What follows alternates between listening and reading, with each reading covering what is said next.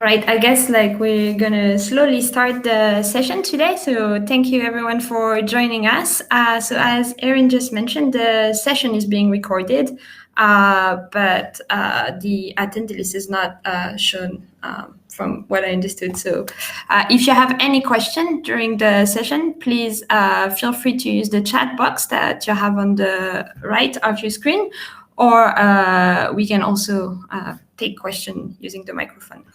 So the session of today is called Presentation and Networking in a Virtual World. And what we want is to basically give students mostly an opportunity to learn all the best tips and tricks for the presentation that are coming for the virtual meeting in September. So on today's agenda, we'll discuss a little bit how to present poster and talk in a virtual setting. I'll give you some of the tips that I've learned through my PhD and my postdoc.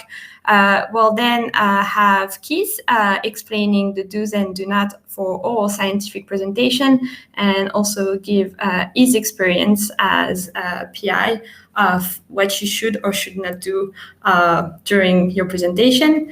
Erin will then give us a tour of the Spatial Chat, which will be used for networking during the meeting, and we'll then take questions from the audience if you have any doubts on your presentation for the meeting in September.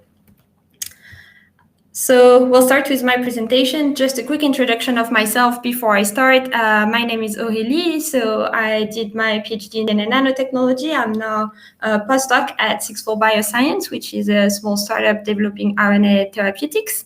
And I've joined the OTS as a junior board member last November.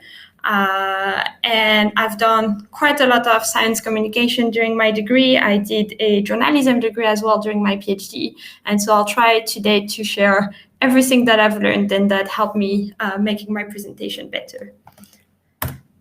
So we'll just give a quick reminder on the guidelines for the virtual general meeting. I'll then give some tips for video recording for those of you that wish to record themselves for the poster or the talk. We'll then discuss how to make a nice talk in only 3 minutes, because this is one of the guidelines for poster presentation. We'll then give some tips for short talks and some advice that I've learned through my journalism degree that can be useful in trying to make the presentation a little bit different than what we are used to with very academic setting. So as we, I guess, all know, the annual meeting is coming in exactly 1 month, on September 26th. Again, just like last year, we'll have the conference online completely. And so you have all the information about the annual meeting on the OTS website. If you just Google, I guess, Oligonucleotide Therapeutics Society annual meeting, you'll find the links with the guideline, the tips, and best practices. But just as a reminder, I wanted to give the main information of it. So all the session, most of the session are pre-recorded, so you have to get ready before. But the questions and answers are live. The poster will be available at all time during the meeting, so you can basically watch them and ask questions during your own time. There will be a chat box under the poster where you can ask questions, and the poster presenter will be able to answer them. In terms of the minute allowed for each talk, so it's in general between 15 and 18 minutes for the invited talk. For the short talks, it's 10 minutes, and for the poster, it's 3 minutes per person. And the presentation upload deadline is coming September 3rd, so it's coming quite soon now. We also encourage speakers to avoid extensive introduction to all the basic concepts of the oligonucleotide therapeutics, as most of us will be aware of what are siRNA or antisense or messenger RNA. We recommend to the speakers to adapt to the 16:9 format for your slides. We'll make it nicer, and to use Zoom for video recording, and use any of the software that you'd like for slides preparation, I guess. So again, you can find all the guidelines on the website, and you can email us if you have any question, or use the chat today to ask any of those questions. In terms of video recording, so for most of them, I guess, videos are encouraged so that we can make it a little bit nicer and see the person's face and make it more interactive. So I've had the chance to do a lot of this kind of video during my PhD and my participation to a few competitions in science communication. And I thought I could give you some of the tips that I've used and learned in preparing those videos in trying to make them a bit nicer. So in general,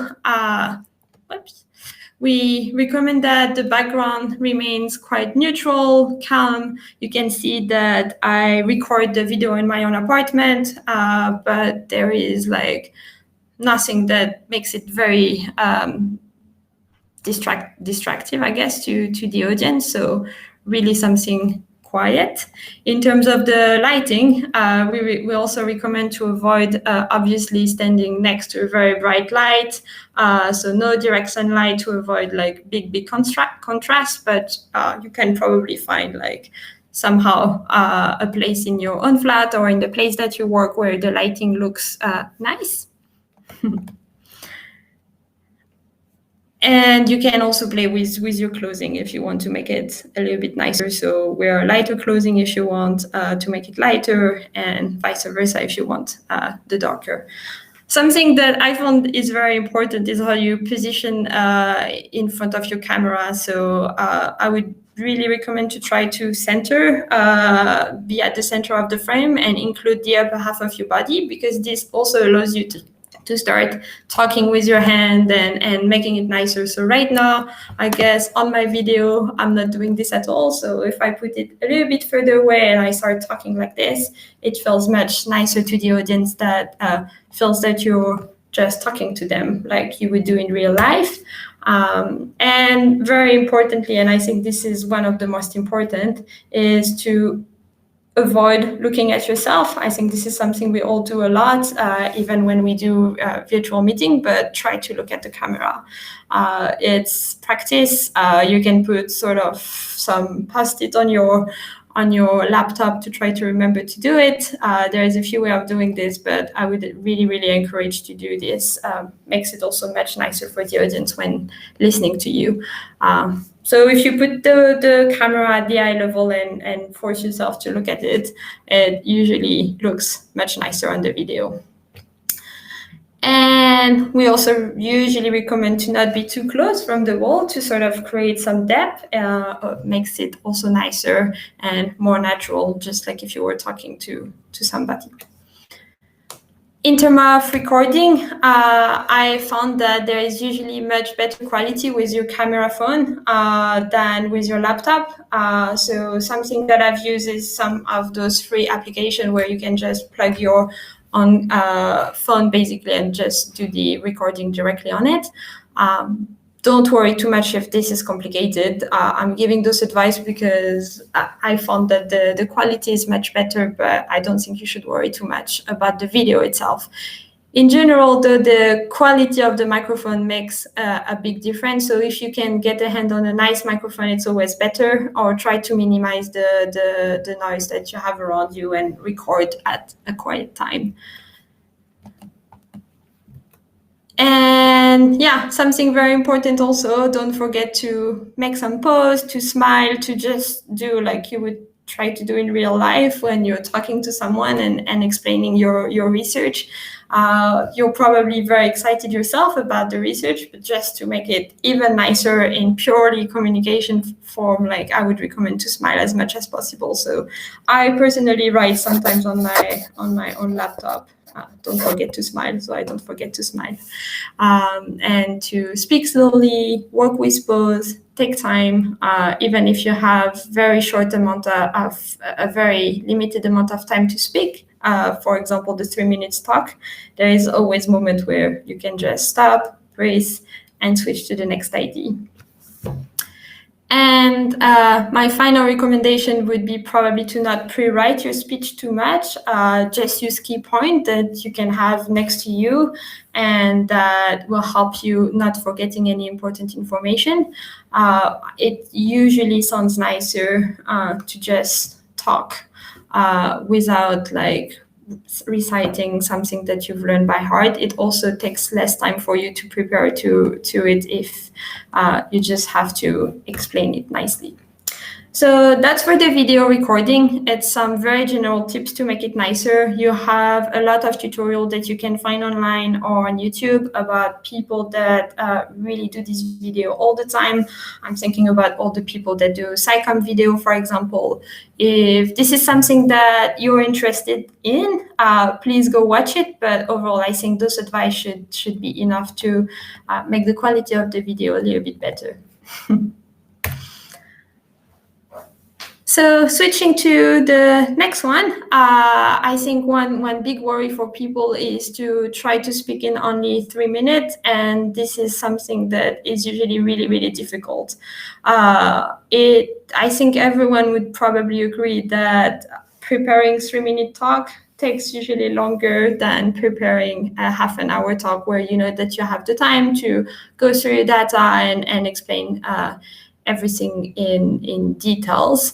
And we all know that we have so much to talk when it comes to our own project. So I thought I would give you the tips that I've used when I participate to those different SciComm competitions that usually require you to only do your presentation in such a short amount of time.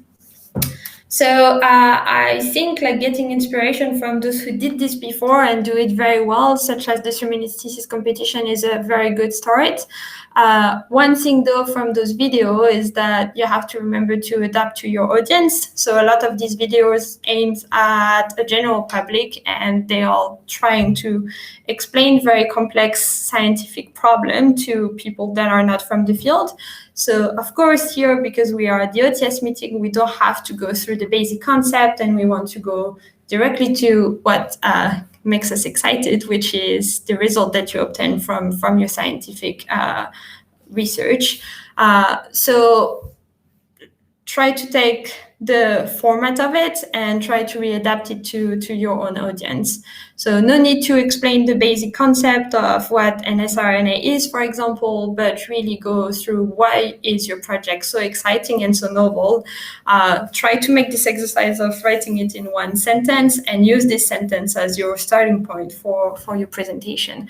I think you should dip directly into what makes your research exciting and novel. It also helped me a lot when I define a clear outcome in my mind. So what is the one conclusion that I want people to remember from my work? What is the one thing, if I had to say, state the conclusion of my project in one sentence, what would it be? And I think like if you know what information you want people to remember, this will help you sort of building how you got to this information and presenting only the important data. And also, I guess, remember that less is more. You don't have to present all the data you did during your PhD in 3 minutes. You want to present the data that have a link to this outcome that you want to state. And we have questions and answers, so people can then ask you everything that they're more curious about. So in general, I try to put here how I would do it if it was me, and trying to put a sort of quick timeline of how to do in only 3 minutes. I think it's always good to give a very brief introduction of who you are and what you're working on. There is no need for outlines for talk that are only 3 minutes. Just go directly to engaging your audience into what's your topic and what are you doing and why is your science exciting. And then explain the aim of your research, the method that you've used, state the main finding in a very clear way. What do they imply, and what the conclusion of the different research result that you got. And finally, the takeaway message and the conclusion that should be very clear and should be linked to what we just talked about. And even intermittent, don't forget to use pause and smile and to take time to just go through your result and explain what you have. So I've put this as a really brief indication for people, but so you don't have to stick to exactly those time for, of course, but I think it helps like trying to know how much we should dedicate to each part. So for the next part, for the people that have been selected for short talk, they have a bit more time. They have 10 minutes. And for this part, I've decided to invite Hassan to give us a little bit his opinion on how to make like a good 10-minute talk. So Hassan is a PhD student at McGill, and he won last year award for his talk. That was 10 minutes, right, Hassan? So Hassan is going to go through what he used to make his talk nice. Thank you, Aurélie. And yes, just to reiterate what Aurélie has mentioned, the 3 tips that I believe that made my talk stand out last year, which was part of the first virtual experience via OTS, is that the first tip is to be timely. So people appreciate a lot that if you stay on time, especially when you're part of a big conference where there's so many talks, so they can know exactly like how long they're going to watch your talk, and it also gives them time to watch other talks. And because you have to stay on time, that means that you only have to focus on attractive findings from your work. The second point is to show your passion in your presentation. I believe that that everyone is enthusiastic about your results, and if you show that enthusiasm, that is going to be contagious. Everyone is also going to get excited about what you're saying, and try as much as you can to not be monotonic, even if it's a little bit challenging to do that on video, but it's doable. And last advice, but not least, is to have fun and make your presentation fun. Like you've earned your spot to present your abstract or your work at a conference, and everyone's excited to hear what you have to say. So make sure that you are having fun and not to stress out as much as you can. And if you want, you can also introduce some like icebreakers in between your talks, since you have that with longer talks. And that will also like keep your audience engaged, and they won't feel that you're providing too much information. So these are like my 3 tips, and good luck to everyone. Thank you, Hassan. I agree with make it fun. I think it's important that we enjoy this conference. It's a really nice moment to network, get feedback on your research, and also showcase what you did during those past difficult months. Exactly. So yeah, thank you, Hassan. So I switch to the next part and the last part for me, which is some advice from the journalist. So as I said, like I had the opportunity during my PhD to complete the journalism degree. I did this mostly to sort of understand like and get better communication tool to engage the general audience into what we do, and trying to basically have with me all the tools to explain my research to basically anyone.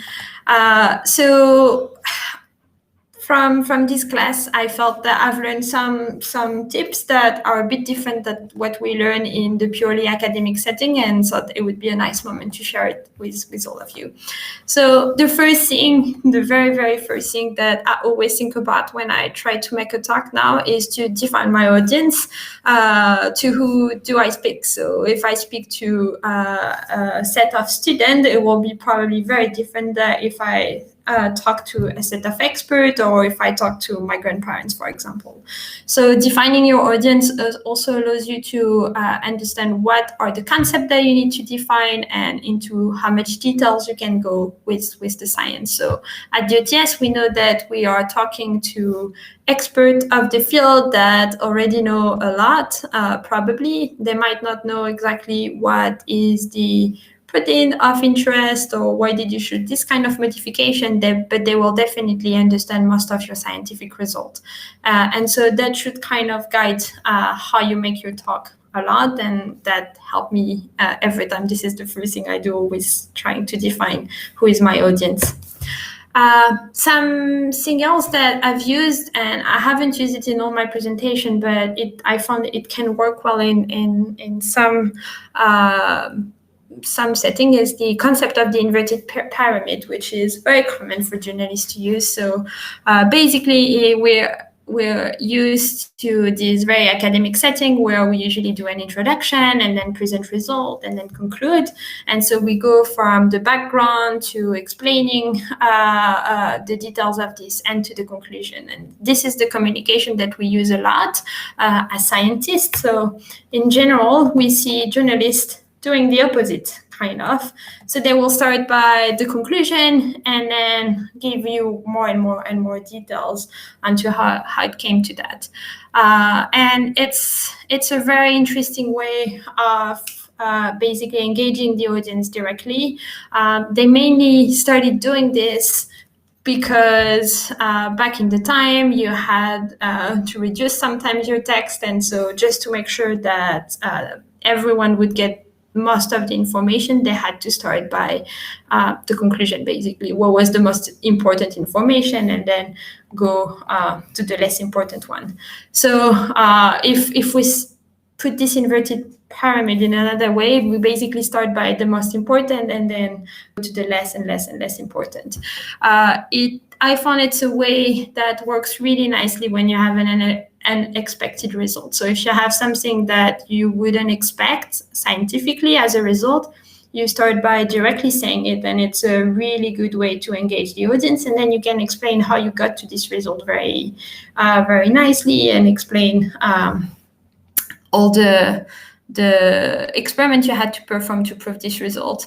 It also, in general, for me, works nicer in a written format than in oral presentation, but it's definitely doable in oral presentation. I've used it a little bit sometimes, so I think it's good to keep it in mind. And at the beginning of your preparation for the talk, try to decide which way works better. Also makes your talk a little bit different if you start using this kind of tool. So one tool that doesn't apply to everyone, but might apply to some of you. Some very basic other tips of information is to try to avoid titles that are too general or that doesn't give much information, and that could fit to a lot of different projects. So try to think about something that basically both define your project, that remains simple, and that attract the audience to your project. The title is the first thing that people see, so it's usually worth spending a little bit of time trying to get a nice title. Remember that every new information of result should be given based on what has been explained before. So try to make logical connection from one step to the other, not throwing pieces of data there and there, and that would help people understanding better. Be short, concise, precise, and clear. So this is probably the most difficult part. And one thing that I would recommend to practice on that is just to practice with someone. So try to see if you can practice with your supervisor or your lab mate or any friend, and in order to make it clear and get feedback from people. That's something that has always worked very nicely for me, practicing the presentation, mostly as students where we're not too used to do them. And I wrote avoid jargon. So obviously in science, there is a lot of things that we use, and for the OTS we'll use those, but we have sometimes words that are used only in our lab. So try to avoid this and make sure that everything is understandable by all the community.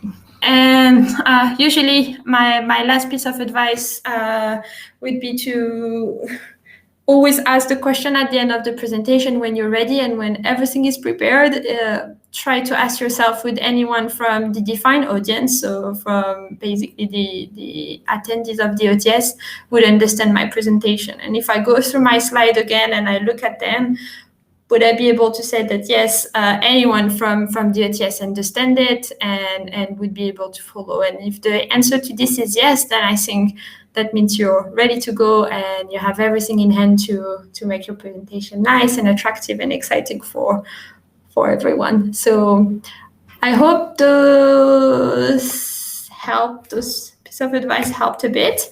And if you have any question, again, you can email me or you can use the link that I put here, the email address, of the OTS to ask more questions about how to make your presentation nice and be ready.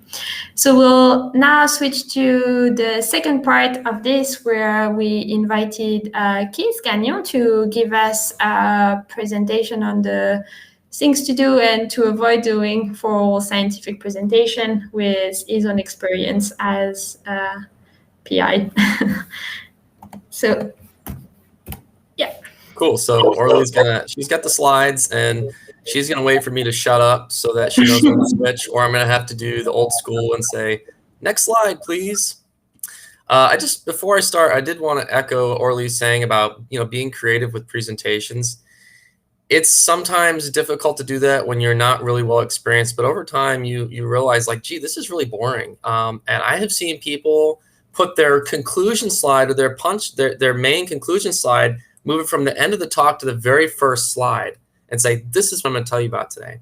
Or I've seen people make their very first slide their acknowledgement slide, so that when they're all done their talk, they don't end up on an acknowledgement slide, they end up on a conclusion slide, which makes the audience think and come up with questions. So be creative. And really, when you think about how we write manuscripts, we write a little bit like journalists, at least if you're doing it right, because your title is designed to be your punchline. You want the title of your paper to make a statement, to make a bold statement, but be 100% supported by the details as much as possible. And then you go to more details as you go through. And for some reason, when we present at meetings, we do it just all wrong, don't we? It's terrible. We figure we got invited for the talk. It must be important. So let me take my time and go through all the background. So what I'm going to tell you about is what I've learned. This is some sort of core fundamental things I've learned through years of being yelled at by my advisors, and now years of yelling at my students and doing lots and lots of presentations. So this is primarily focused on slide design, slide layout. I really believe if you lay out your slides and design them right in a logical way, and you just stick to some simple guidelines, they will flow. And then the rest is up to you to how you want to tell the story. So we'll talk about what we call some do's and do nots, or do's and don'ts. First thing to remember, this is story time. You are telling a story, okay? You're not reading a book, all dry, like Hassan was saying, don't be monotonic. This is story time. People want to be entertained a little bit. You can add personal touches. You can tell the story. You can talk about how the project started because the other grad student didn't want to do it and your boss made you do it. That's fun. It makes the story more interesting. And especially when you win, you can have a protagonist of the story, you can have an antagonist. There's all these fun things you can do in a literary way. So, but I would say don't get too carried away. Okay, next slide. Because the focus is still on the science. Okay, so I zoomed in here to see what FDR was reading, and he indeed is sticking to the science, so that's good. Okay, next slide. I think this is, and by the way, what I'm going to say has probably will emphasize or reiterate some of what Hassan mentioned and what Aurélie mentioned. One thought per slide. So you can see here, don't clutter the slide with multiple ideas or complicated data sets. If you must do that, and it's data you must explain in detail, break it up into multiple slides. It's always better to do that, okay? Does that mean you can't talk about complicated things? No, you just have to break it up, and you have to slowly walk the audience through so they understand and follow. So very simply, one thought per slide. That's it. If you have two thoughts on that slide, you need two slides.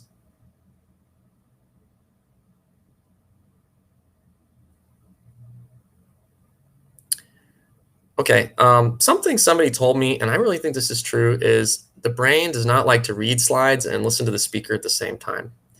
And I think that's true. So your words should match basically what's written on the slide. You can paraphrase a little bit, but enough so that they can follow along. So don't confuse the audience by talking about something that is not on your slide or putting stuff on your slide that you're not going to talk about. It doesn't make sense. You're going to confuse them. You're probably going to lose track of what you're talking about. You'll go off on a tangent. Who knows?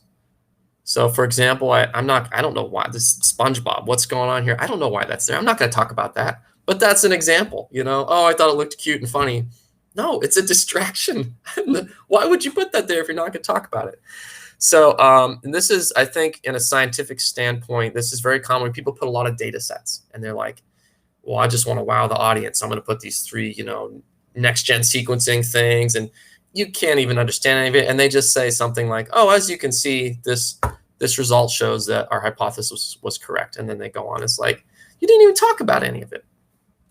Okay, next slide. Presentations are meant to be visual. I purposely, just to be funny, I didn't put anything visual on this slide, and it's a really boring slide, right? So you want to use limited text per slide. You're not writing a story, you know, you're telling the story, you're not writing it. Just a few bullet points. I really try to stick to a golden rule, 2 to 4 bullet points. If it starts to get cluttered up, then you're trying to do too many thoughts. Break it up, multiple slides. The old saying, a picture is worth 1,000 words, couldn't be truer. Try to find images that demonstrate or illustrate what the point you're trying to make, okay?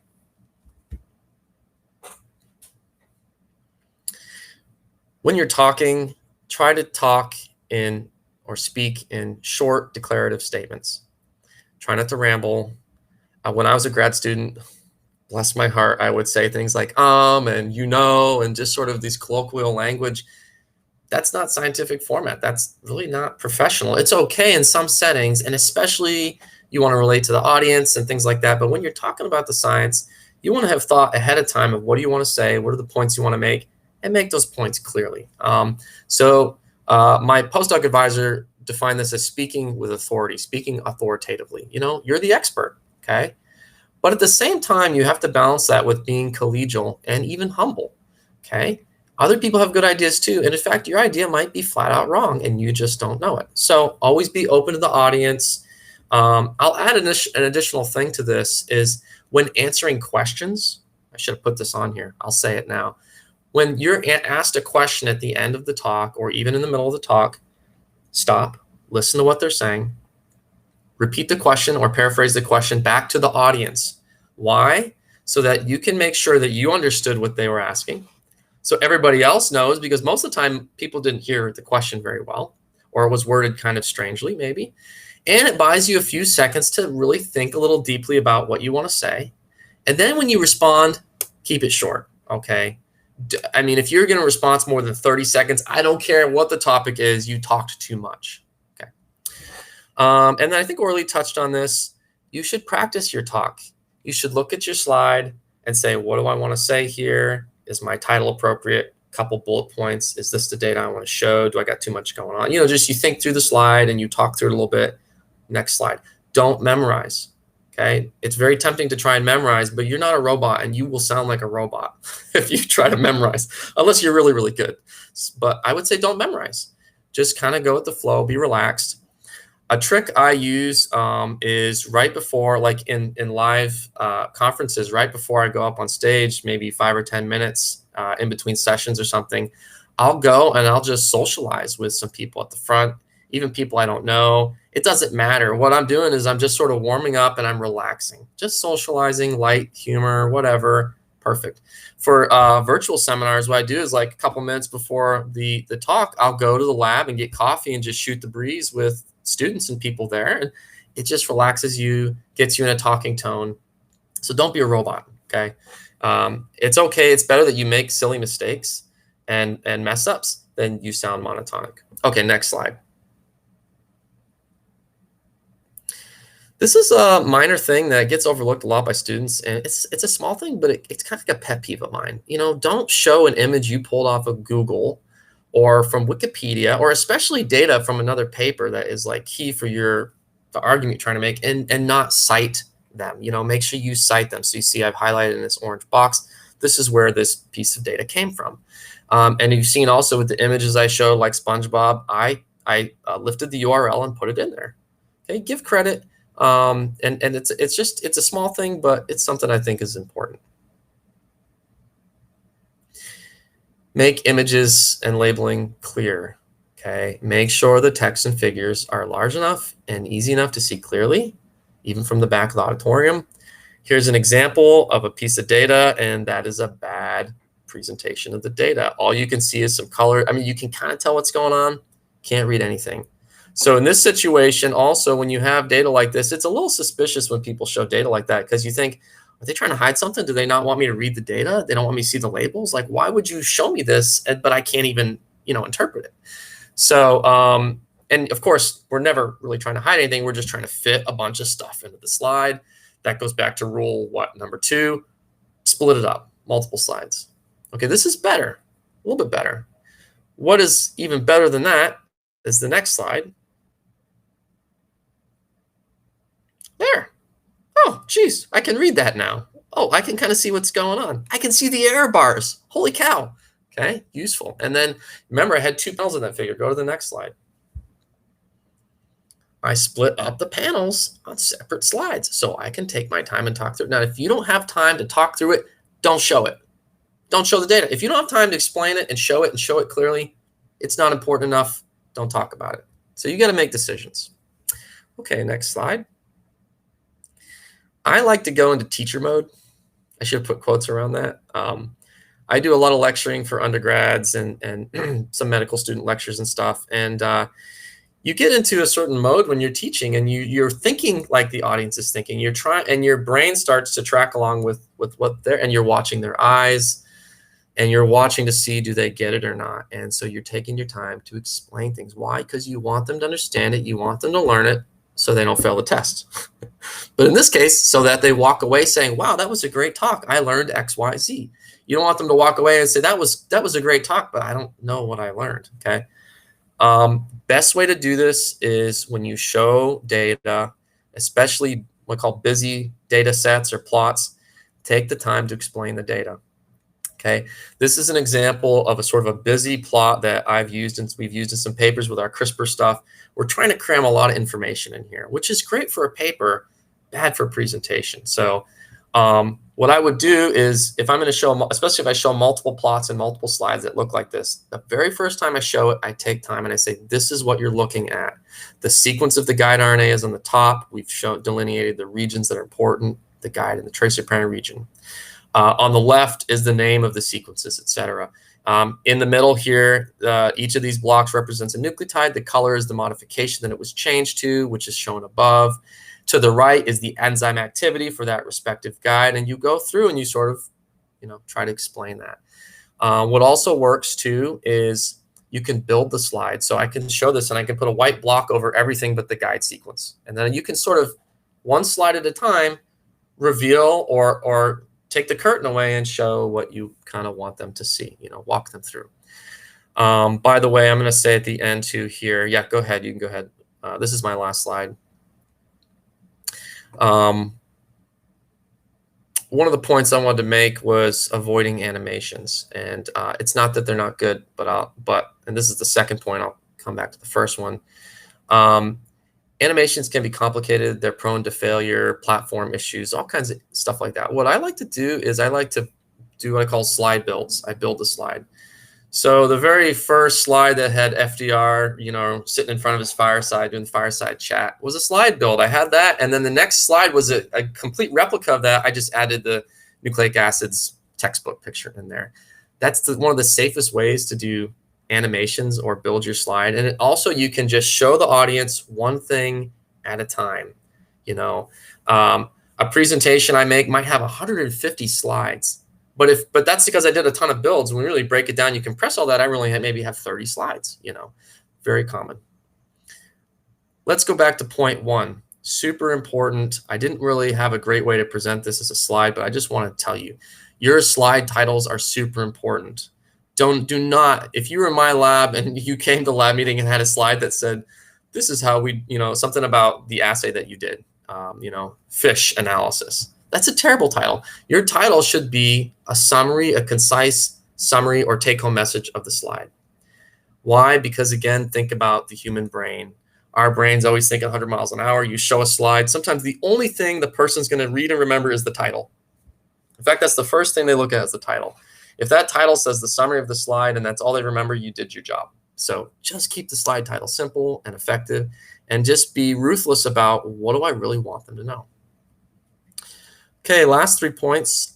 Being logical and consistent slide layout and organization is important. It takes time to get good at this, but it gives a good professional feel if things are consistent. For example, the font is consistent throughout. I even went so far as I have a period at the end of every bullet point. Don't have a period in some bullet points and not in others. Just little things like that. They can make a difference with professional feel, okay? For live seminars, avoid using I've heard it called the bottom third rule. I think that's a bit excessive about the bottom fourth. A lot of lecture halls, especially if they're flat, people in the way back really can't see, you've been in those lectures where like people's heads are in the way and you're like, what is that data at the bottom of the slide? Oh, don't use that bottom fourth of the slide. That's not important for virtual, I think, lectures. And then finally, the more lectures you give, the better you will get. That's just the bottom line. So could just continue to work at it. Like Hassan said, enjoy it, embrace it. It's a part of your everyday career. It's, the everyday nuts and bolts of what you do is being able to present your results and do it in a fun way and do it in a clear way. All right, so thanks, Aurélie, for inviting me. Hopefully that was helpful. Again, those are just some of the things I've been trained and beat into my head and that I've found work and that I pass on to my students routinely. Thanks a lot, Keith. I guess I fully agree with everything you said. I guess one thing also is when you see a good presentation, just write down what you found good about it and use it for next time.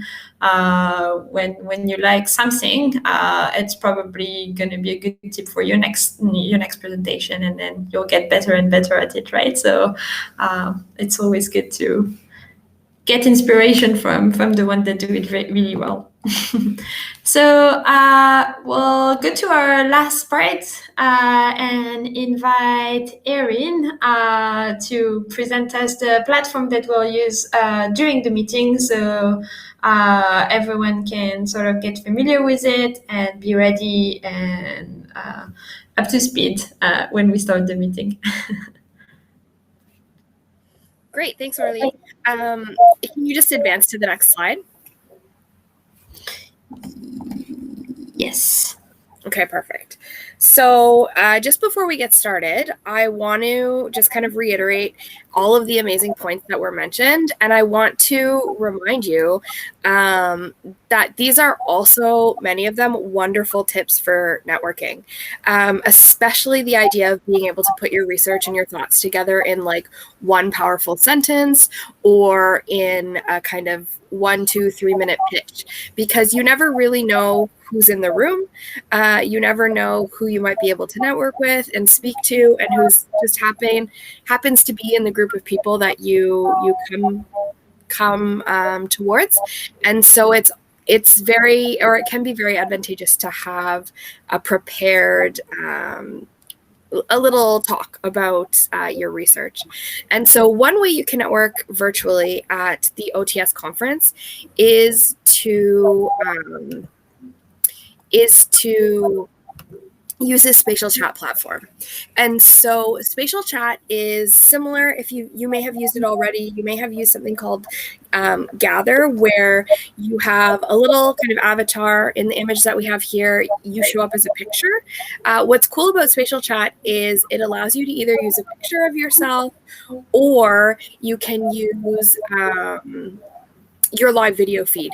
And so you can actually move yourself around. So if we look here at this image, you can see this one icon. So I think this photo was so funny because Virginia was really enjoying the networking sessions. And so she posted onto Twitter. She was the first to arrive in the room. And so she posted on it, "Where is everybody?" But you'll see at the breaks that the Spatial Chat is pretty well populated. It's pretty dense. And what happens is you can move yourself around. So there's these clusters of conversation that kind of pop up naturally, and you can just drag yourself around. So I will share in the chat here a link that you can watch on your own time. And this is a video for an introduction to Spatial Chat. But what I'll also do, I'll ask Aurélie if you can stop screen sharing. I'll share my screen to finish. Perfect.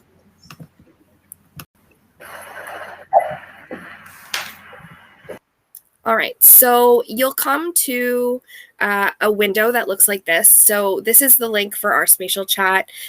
You'll get sent out in the conference information. You'll have all of that. You can watch this space. It's not set up to look exactly how it will be set up. That'll be a fun surprise. But basically, when you sign in, it gives you this option. Are you going to show your video? Are you going to have your microphone? You can test your audio, all of these sorts of things. So you enter your name and then you click join space. And so once you're in it, you'll see something like this. It'll have some sort of false background. There'll be options for different rooms. So right here, we have one space that you can use. It's called stage, but there could be multiple spaces. And what's nice is you can kind of keep track of how many people are in that space. And so you can pop in between them and just kind of check out what's going on. And like I said, you can drag yourself around. So if you see photos over here that you want to interact with, you can go over here, you can come over here. And what's nice is the closer you get to them, the more you can start to hear the conversations. So you can go over here, and if they're very deep in thought about something that is not your specialty or you're not interested in discussing, you can kind of do a 180 and move somewhere else. And you'll see that people have a lot of fun with the Spatial Chat. People will pop in and out of conversations all the time. It's not like an awkward thing where you kind of have to, slowly make your way towards a group and a group of people. You can just zoom yourself right over. And it's the OTS as a whole is very welcoming group. And so it's really been a fun experience for me to use the Spatial Chat. So it's very, very intuitive. That's all you have to do. You sign in, you set up your webcam or your photo, and then you're here. There are some more advanced features, which are in the menu. You can add images. You can put an image in the front there. You can share your screen. You can turn your camera and your mic off, kind of typical things.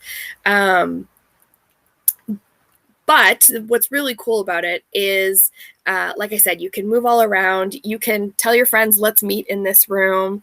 There's Jerry. Yeah. So if we move close enough, we can interact.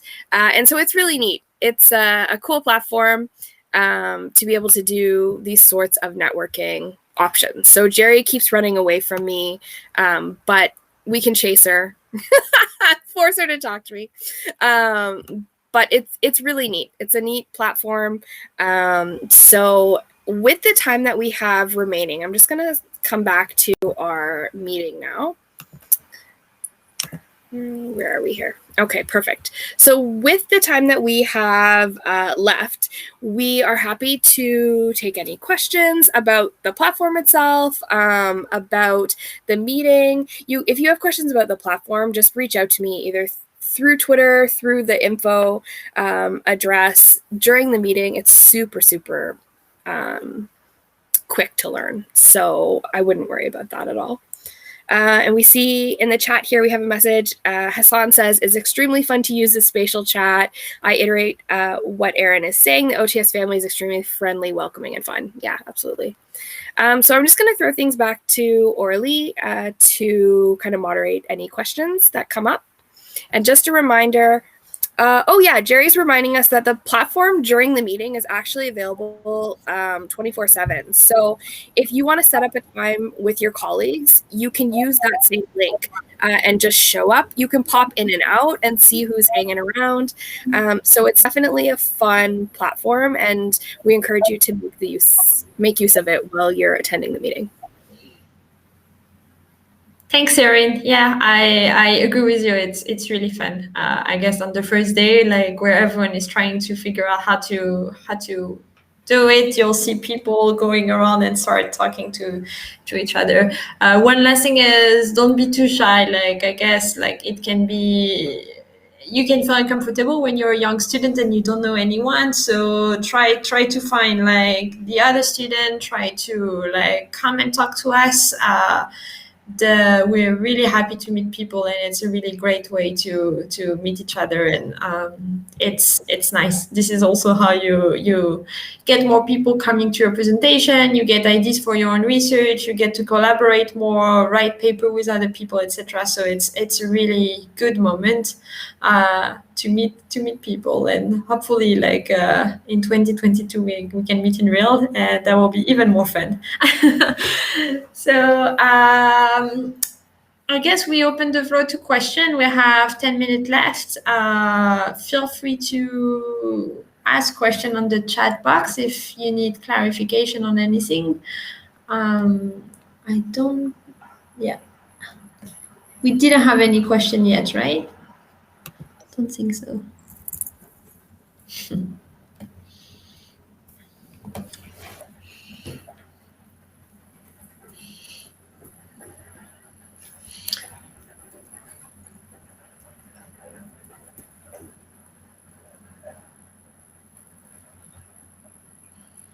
Well, we're waiting for questions. One thing also that comes to mind for me for presentations is I feel like you can't make it too simple. Even if someone is an expert in oligonucleotide therapeutics, they're probably not an expert in exactly the research that you're doing. So one thing that I've found in my own experience is that if you have to make like a 3-minute talk, the first probably 2-3 iterations of the talk are too complicated. If you're rushing to get through it in 3 minutes, or you think like, oh, people will understand this, and just leave it on the slide, like Keith was hinting towards, the best option is to make it as simple as possible and make the idea memorable. Yeah, I definitely agree with you, Erin. So I think we got a question regarding the deadline, and yes, it's September the 3rd for the upload of the presentation on the platform. And Ronald is asking if there is a place for a newbie or student to meet on the Spatial Chat, and I think it's a really good idea. I'll try to make one room for young people or students and newcomers, so no one would feel shy of talking to each other. I think it's a really good idea. We didn't have it last year, I don't think so we can make it happen.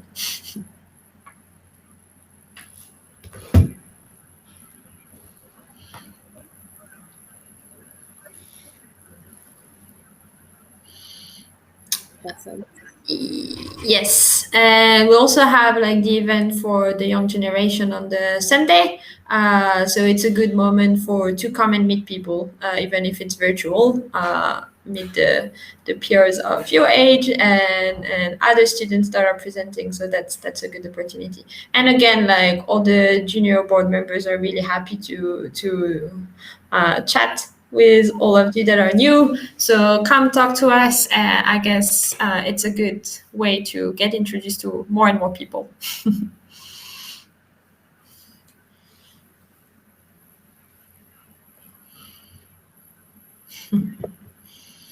Yeah, I guess you can. Can we change the name on the platform and maybe say something like, "This is my first meeting," or, you know? Yeah, you could put that when you first enter in. You could put your name dash like first meeting or something like that to give people an idea. We can also create a room that's all people at their first meeting. And coordinate some time to meet there as well. The fun thing about the in-person meetings is we can have little like name tag indicators that say it's your first meeting. And in my experience, whenever anyone noticed that, they were so friendly. So it's nice to have that kind of feature to distinguish that it's your first meeting. Yeah.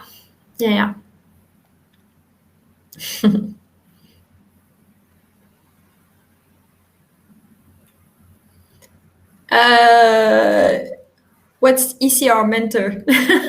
I'm seeing Trevor asking if I'm offering the service of being an OTS ECR mentor.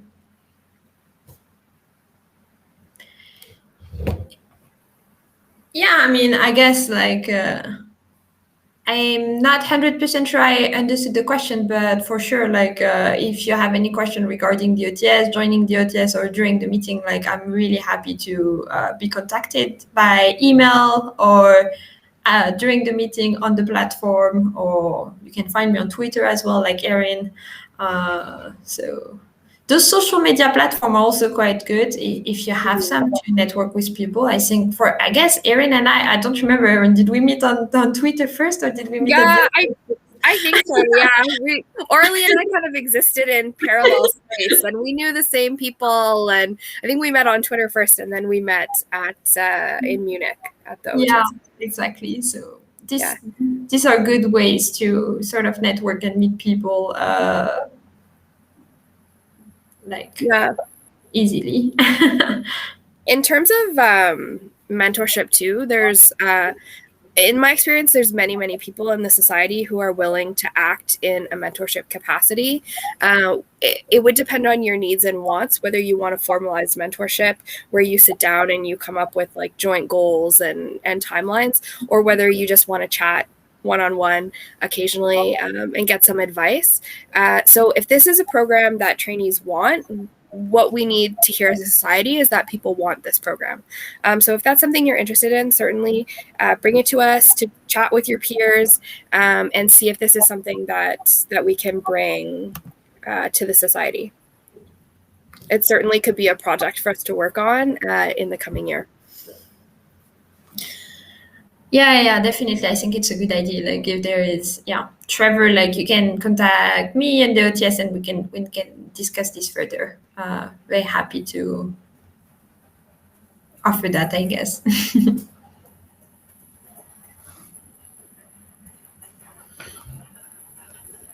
We have, I guess, 2-3 minutes left. If anyone has a last-minute question, this is your time.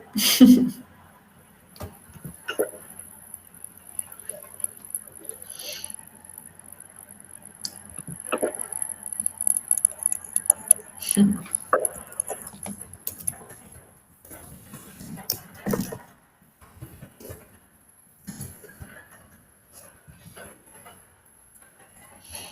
guess what we'll remember the most from this presentation will be the SpongeBob picture. Yeah, that said, if you made your profile picture for Spatial Chat a SpongeBob meme and just like showed up in a group, I think that would be a conversation starter in that instance. Exactly.